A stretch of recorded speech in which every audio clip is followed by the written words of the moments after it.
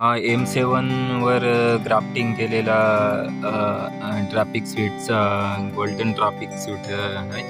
आता तुम्ही पाहू शकता ही अगोदरची कांडी जी आहे ती ह्या साईडची आहे. M7ची ही कांडी आहे आणि त्याच्यावर ट्रॅफिक स्वीट गोल्डनचा हा ग्राफ्टिंग केलेला आहे. आता तुम्ही पाहू शकता की पूर्णपणे ह्याला ज्या फांद्या फुटल्या खालून मोठ्या आणि वर छोट्या छोट्या.